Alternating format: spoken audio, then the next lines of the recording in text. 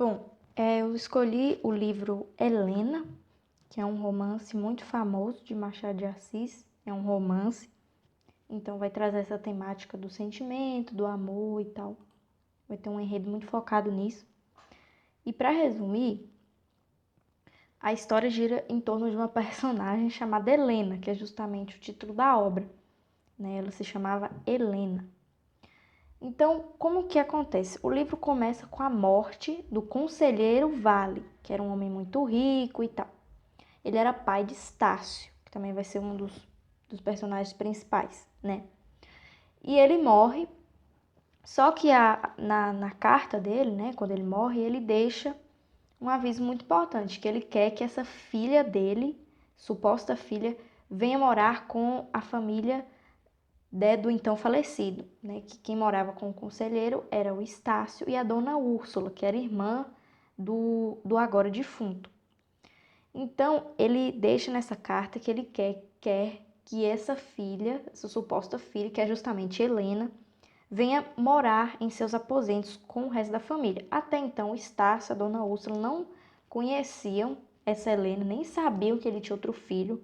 Inclusive, eles descobrem com essa carta.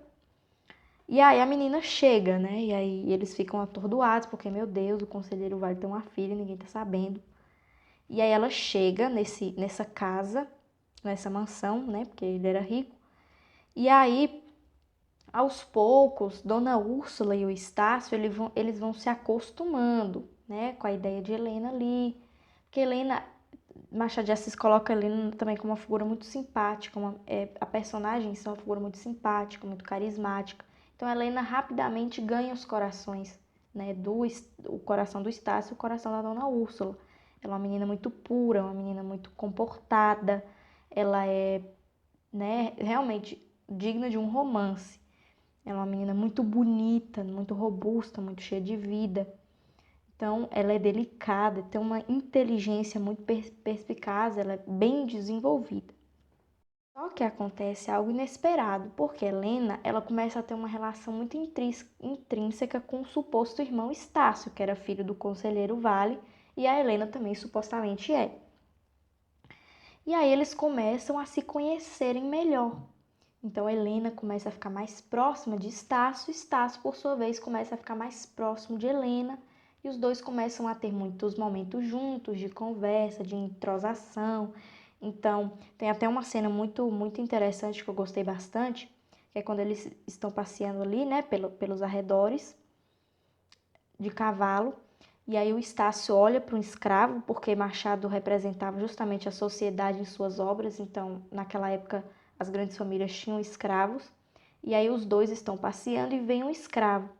E aí o Estácio aponta para o escravo e fala, olha, tá vendo o preço do dinheiro, né? Porque compra a liberdade. Então o Estácio, né, mostra que o escravo, ele é justamente, como não tem condições, ele é oprimido, né? Ele não tem liberdade.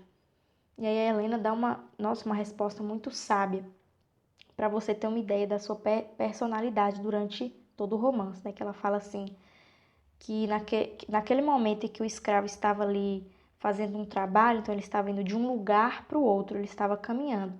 E ela diz que justamente é nesse momento que o Estácio via como opressão, como falta de liberdade, mas Helena não, Helena via aquele escravo e ela diz, né, justamente nesses momentos de trabalho, né, de levar algo de um lugar para o outro, que ele sente essa liberdade, que ele se sente dono de si, né? Então, o que você vê como liberdade? Talvez para aquele escravo, esse seja um momento de liberdade, né? Esse momento seja um momento de liberdade, de, de, de realmente sentir o vento no seu rosto.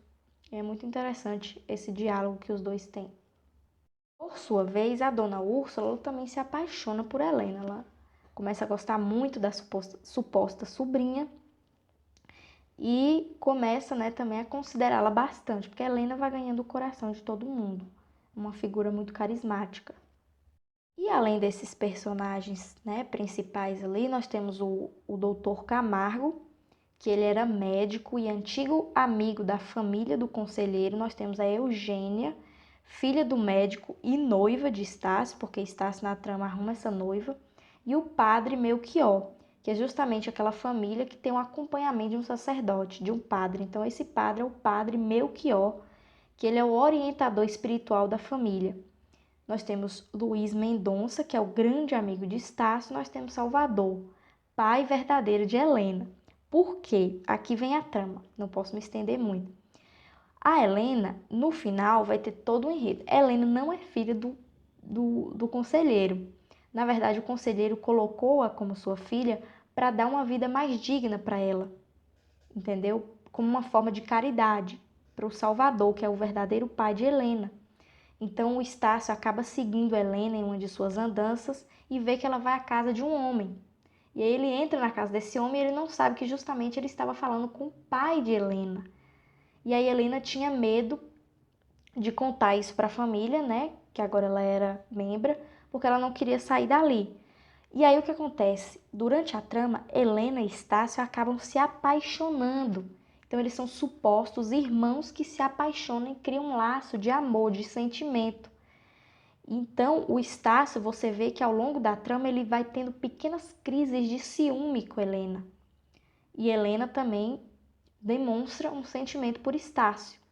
Então a trama justamente corre entre essa questão dos dois irmãos que se amam, mas são irmãos. E é justamente uma cena muito engraçada que o padre, uma conversa com Estácio, eles estão conversando sobre Helena, e o padre justamente fala aquela frase épica, a frase ápice de todo o livro, né? Estácio, tu amas tua irmã. Então o padre faz ao Estácio entrar dentro de si e perceber que ele ama Helena. E aí depois de muitos acontecimentos, que eles descobrem que Helena não é filha do conselheiro, mas que na verdade é filha de outro homem. E acaba que Helena e Estácio agora podem ficar juntos, só que acontece uma coisa inesperada que eu não vou contar porque você só vai saber se você ler a obra. Mas é muito interessante, assim, eu não esperava aquele final, eu confesso que eu fiquei atordoada com aquele final. Eu realmente não imaginei que o final ia ser daquele jeito, mas realmente é um romance curto, de pouquíssimas páginas. Você lê praticamente uma semana ou menos, e realmente Machado de Assis nos instiga bastante durante toda esta obra.